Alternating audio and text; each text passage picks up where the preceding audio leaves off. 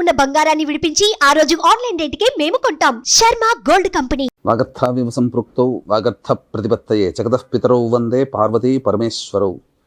సదాశివ సమారంభాం శంకరాచార్య మధ్యమాం అస్మదాచార్య పర్యంతం వందే గురు పరంపరాం. ఆదిత్యాయ చ సోమాయ మంగళాయ బుధాయ చ గురు శుక్ర శనిభ్యశ్చ రాహవే కేతవే నమః. శృంగేరి జగద్గురు పీఠాధిపతులకి కంచి పీఠాధిపతులకి నమస్కారములు తెలియజేసుకుంటూ కార్యక్రమాన్ని ప్రారంభిద్దాం.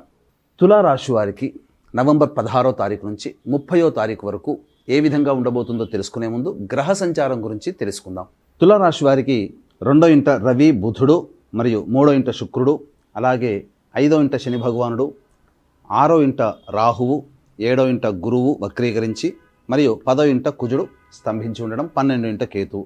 గమనించుకున్నట్లయితే ఈ యొక్క తులారాశి వారికి గ్రహ సంచారము కొంత మాత్రమే అనుకూలత, గ్రహ గమనములు మాత్రము చాలా మటుకు ఎక్కువ రోజులు వ్యతిరేక ఫలితాలు అనేటువంటివి కలగబోతున్నాయి. కాబట్టి మొక్కవోని ఆత్మవిశ్వాసంతో ఈ తులారాశి వారు ఈ 15 రోజుల పాటు చెప్పినటువంటి విధంగా నిర్ణయం తీసుకొని చక్కగా మీరు ప్రయాణం చేసినట్లయితే సమస్యలు అనేటువంటివి అంతగా మిమ్మల్ని బాధించవు.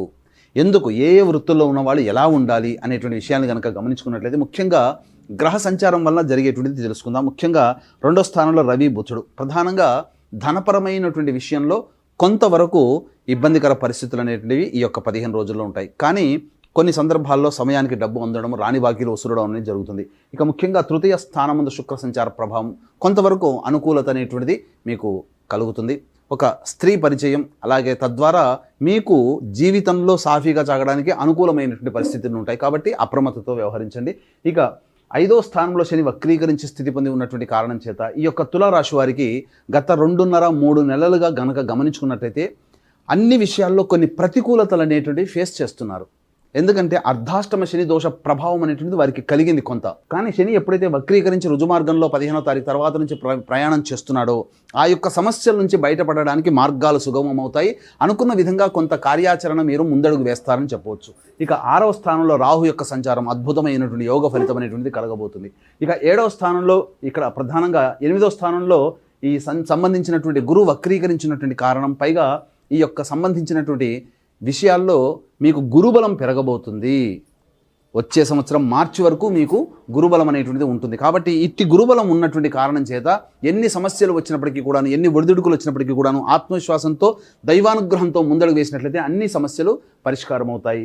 10వ స్థానంలో కుజుడు స్తంభించి ఉండడం ఇది మాత్రం కాస్త ఇబ్బందికర పరిస్థితులు. సాఫ్ట్వేర్ రంగంలో ఉన్నటువంటి వారు, అలాగే రైతులు, వ్యాపారస్తులు, కొంతమంది వ్యాపారస్తులు కాస్త జాగ్రత్తలు పాటించాలి. ముఖ్యంగా ఉద్యోగ భద్రతకి మాత్రమే ఎక్కువగా పెద్దపీట వేస్తూ ఉద్యోగస్తులు మాత్రం జాగ్రత్తలు పాటించాలి. కొత్త ఉద్యోగాలు వెతుకులాటలో కొన్ని ఇబ్బందికర పరిస్థితులు ఉంటాయి. కాబట్టి జాగ్రత్తలు పాటించండి. ఇక 12వ ఇంట కేతు సహజంగానే కొంత ఇబ్బందికర పరిస్థితులు, పనులలో ఆటంకాలు అనేటువంటి ఉండడము, వేదాంత ధోరణి తరచూ కనబడుతుండడం అనేటువంటిది మీ యొక్క మాటల్లో తెలుస్తుంది. అయితే ఇక్కడ గమనించుకున్నట్లయితే ఏ వృత్తుల్లో ఉన్న వాళ్ళు ఎటువంటి విధానాలు పాటించాలన్నప్పుడు ముఖ్యంగా గమనించుకుంటే రియల్ ఎస్టేట్ రంగంలో ఉన్నవారు, రియల్ ఎస్టేట్ ఏజెంట్లుగా పనిచేస్తున్నటువంటి వాళ్ళు, మున్సిపాలిటీ రంగంలో ఉన్నటువంటి వాళ్ళు, అలాగే లాయర్ వృత్తిలో ఉన్నటువంటి వాళ్ళు, అలాగే మైనింగ్ వ్యాపారస్తులు, ఎలక్ట్రికల్ అండ్ ఎలక్ట్రానిక్స్ రంగంలో ఉన్నటువంటి వారు, పవర్ జనరేషన్ రంగంలో ఉన్నటువంటి వాళ్ళు, అలాగే సాఫ్ట్వేర్ రంగంలో ఉన్నటువంటి వారు కాస్త జాగ్రత్తలు పాటించండి.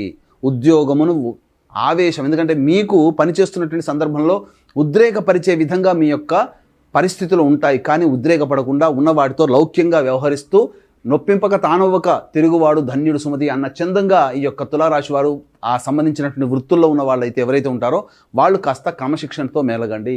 ఇక రియల్ ఎస్టేట్ రంగంలో ఉన్నటువంటి వాళ్ళైతే కొత్తగా వ్యాపారాల జోలికి వెళ్ళకపోవడమే చాలా మంచిదని గమనించుకోవాలి. సమయం అనుకూలంగా లేనప్పుడు మనము తగ్గట్టుగా తగ్గి ఉండడమే మంచిదనే విషయాన్ని గమనించుకోవాలి. ఇక ముఖ్యంగా రైతుల విషయాన్ని గమనించుకున్నట్లయితే కొత్త పంటల జోలికి కానీ వెళ్లకుండా మీకు తెలిసినటువంటి సాధారణ పంటలకు వెళ్ళినట్లయితే అధిక దిగుబడి అనేటువంటిది పక్కకు పెట్టండి. కనీసం మీరు పెట్టిన పెట్టుబడికి లాభం లేకపోయినా మీరు ఆ పెట్టిన పెట్టుబడికైనా కానీ మీరు పొందగలుగుతారు. కొత్త వాటికి వెళ్ళి తెలియని వాటికి వెళ్ళి భంగపడడం తప్ప ఇంకా వేరే పరిస్థితిని కనరావడం లేదు.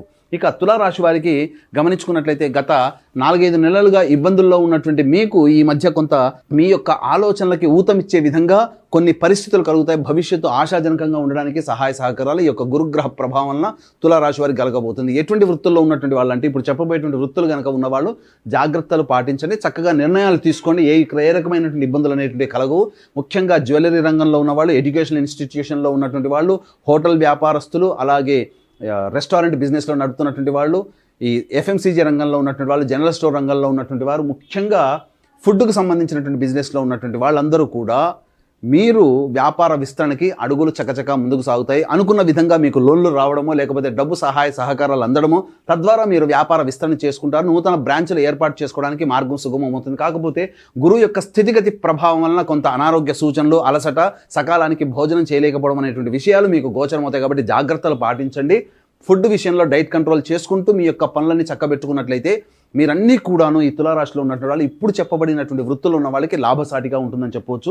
ఇక తులారాశి వారికి ప్రధానంగా ఈ శని పంచమ స్థానంలో రుజుమార్గంలో ప్రయాణం చేస్తున్నటువంటి కారణం చేత కొన్ని ఆలోచనలు అనుకున్నటువంటి అన్ని కూడాను పనులు నత్తనడుకగా సాగుతూ ఉండడం, కొన్ని ఇబ్బందికర పరిస్థితులు ఉన్నప్పటికీ కూడాను గతం 2-3 నెలలుగా పడినటువంటి కష్టాలకి మాత్రము చెల్లుబాటు అయ్యే విధంగా మీ యొక్క పరిస్థితులు అనేటువంటివి ఉంటాయని చెప్పవచ్చు. ఇక వివాహార్థులకు సంబంధించి యువతి యువకులకి వివాహము నిశ్చయమయ్యే అవకాశాలు ఎక్కువగా గోచరమవుతున్నాయి.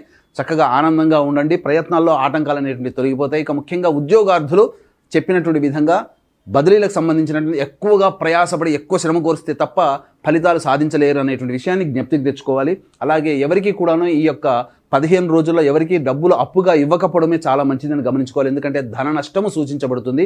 ఇక ముఖ్యంగా కొత్త వ్యక్తుల పరిచయం వల్ల కొంత జాగ్రత్తగా వ్యవహరించాలి. దైవానుగ్రహం సాధారణంగా ఉంటుంది కాబట్టి దైవానుగ్రహం అందరికీ అందించాలనేటువంటి సదుద్దేశంతో ఈ నవంబర్ 15వ తారీఖు రోజున కార్తీక పౌర్ణమి సందర్భంగా మహాశక్తివంతమైనటువంటి త్రిపురాంతకం అనగా త్రిపురాసులని సాక్షాత్తు పరమేశ్వరుడే సంహరించినటువంటి క్షేత్రం త్రిపురాంతకంలో నవంబర్ 15వ తారీఖు రోజున జాతకరీత్యా కలుగు విద్య, వివాహ, ఉద్యోగ, దాంపత్య, సంతాన, అనారోగ్య సమస్యల నివారణకి మరియు శనిదోష పరిహారార్థమై వృషభ, మిథున, కర్కాటక, సింహతులు, వృశ్చిక, మకర, కుంభ, మీన రాశిలో జన్మించినటువంటి వారికి శనిదోష పరిహారార్థమై సర్వదోష నివారణ పూజలు, హోమాలు అనేటువంటివి పర్ హెడ్ 1500 రూపాయలకి చేయించడం జరుగుతుంది.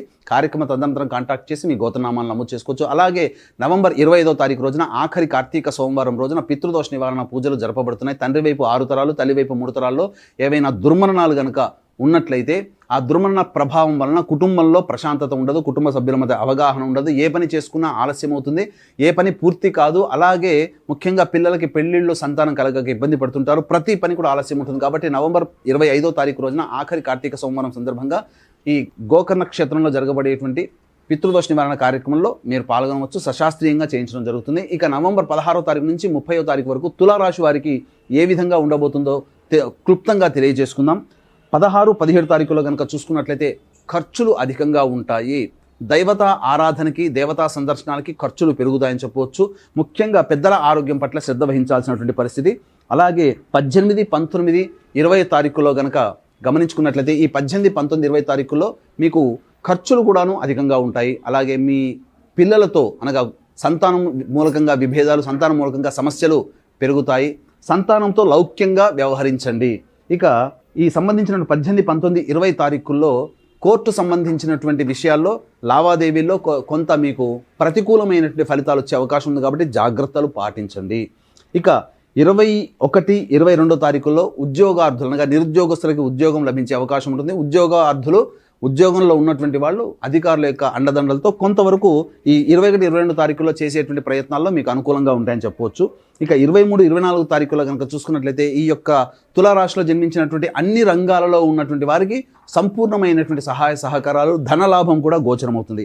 ఇక 25, 26, 27 తారీఖుల్లో కనుక గమనించుకున్నట్లయితే మీకు ప్రతి పనులలో కూడాను ఆటంకం అనేటువంటిది ఉంటుంది. ఖర్చులు అనేటువంటివి అధికంగా ఉంటాయి. అలాగే ఇక్కడ గమనించుకున్నట్లయితే మనశ్శాంతి అనేటువంటిది ఉండదు, ఏ పని చేయాలన్నా కూడా ఆసక్తి ఉండదు. కాబట్టి జాగ్రత్తలు పాటించండి. 28, 29 తారీఖులో కనుక గమనించుకున్నట్లయితే పెండింగ్లో ఉన్నటువంటి పనులన్నీ పూర్తి చేసుకుంటారు. ఒక బాధ్యత కంప్లీట్ అయిందనేటువంటి ఒక సంతోషంతో విందులు వినోదాల్లో బంధుమిత్రులతో పాల్గొంటారని చెప్పవచ్చు. ఇక 30వ తారీఖు రోజున ఖర్చులు అధికంగా ఉంటాయి. కుటుంబ సభ్యులతో మనస్పర్ధలు వచ్చే అవకాశం ఉంది. కాబట్టి మీ యొక్క వాక్కును అదుపులో ఉంచుకొని ప్రయత్నం చేయండి. అలాగే ఈ యొక్క తులారాశి వారికి వచ్చేటువంటి సమస్యలు, సాధారణంగా వచ్చేటువంటి సమస్యల పరిష్కారానికి ప్రతిరోజు సుబ్రహ్మణ్య భుజంగ స్తోత్ర పారాయణము, అలాగే ఈ చంద్రశేఖరాష్టక పారాయణం 3 సార్లు, సుబ్రహ్మణ్య భుజంగ స్తోత్రం 3 సార్లు కనుక పఠించినట్లయితే సమస్యలు తీరుతాయి.